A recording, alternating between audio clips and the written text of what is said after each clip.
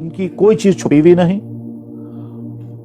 और तारीख के एतबार से सिर्फ आपकी ज़ात ऐसी है कि पैदाइश से लेकर के आपकी दुनिया से चले जाने तक सब कुछ सीरत, सब कुछ अहादीस और तारीख में मौजूद है, बाकी किसी का नहीं।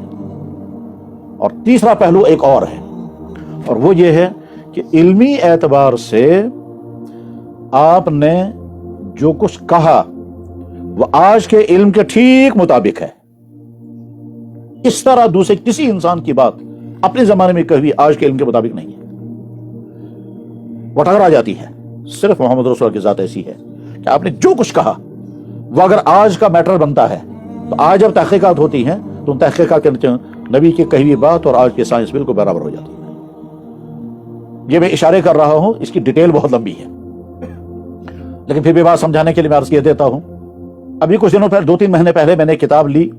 उस किताब में ये लिखा गया है कि पिछले 5-10 सालों में कौन कौन लोग मुसलमान हुए और क्यों हुए, उनमें से कुछ लोगों के हालात।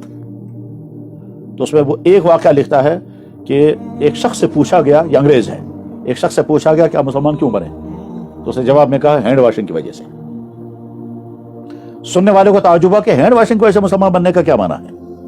उसने कहा दरअसल जब कोविड की बीमारी आ गई और डॉक्टरों की तरफ से कहा जाने लगा कि हैंड वॉशिंग करो, डिस्टेंसिंग करो और बाकी क्या क्या हिदायतें आई, तो मैं जहां रहता था यूरोपियन मुल्क में, वहां कोई मुसलमान भी थे, तो मैं उससे बार बार कहता था कि देखो तुम हैंड वॉशिंग नहीं करते हो, तुम्हारी वजह से कमरे में कोविड आ जाएगा। तो मुसलमान मुझसे ये कहता था कि हम तो हैंड वॉशिंग पहले से करते हैं।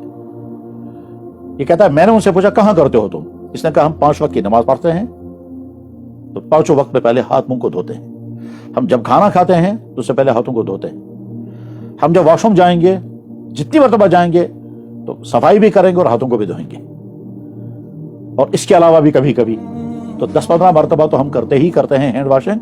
अब कोविड के लिए जो SOPs आई हैं उनकी बुनियाद पर हम नए से हैंड वॉशिंग करने की जरूरत नहीं समझते। ये कहता है मैंने उससे पूछा कि हैंड वॉशिंग आपको कौन कराता है या किसने आपसे ये कहा करने को, तो इन्होंने कहा हमारे नबी ने। उसने कहा ये नबी आपके कहां हैं, मैं भी उनसे मिलना चाहता हूं। इसने जवाब में कहा कि नबी तो आज नहीं है, वो तो बहुत पहले थे, तो आप मान लें तकरीबन 1500 साल पहले। कहने लगा ठीक है, तो उनके बारे में अगर मैं पढ़ना चाहूं तो क्या, तो बहरहाल उसको सीरत की किताब मिली, और ये सीरत की किताब भी अंग्रेजी में है, और लिखने वाला पहले नॉन मुस्लिम था। जब वो मुसलमान बना तो उसने सीरत की किताब लिखी। आप हज़रात में से जो अंग्रेजी पढ़ पाते होंगे वो याद रखेंगे, किताब का नाम है प्रॉफिट ऑफ डेजर्ट, लिखने वाले का नाम है KL गाबा।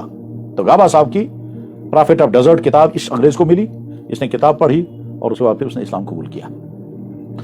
इसको इस्लाम की तरफ आने में कौन सी चीज माइल कर रही है, जो आज का मेडिकल साइंस हमें कह रहा है कोविड से बचने के लिए, ये तो हम नबी ने 1400 साल पहले कहा है। उन्होंने ये नहीं कहा कोविड से बचोगे, उन्होंने ये सारे अमाल हमें कराए जिस अमल के करने का फायदा आज ये हो रहा है। ये तो छोटी वाली मिसाल है, लेकिन इससे बड़ी वाली मिसाल अगर हम जिसको समझने के लिए थोड़ा सा जहन ताज़ा रखना होगा, वो ये कि मेडिकल की दुनिया का एक बहुत अहम तरीन चैप्टर है कि माँ के पेट में बच्चा कैसे बनता है, एम्ब्रायोलॉजी कहते हैं।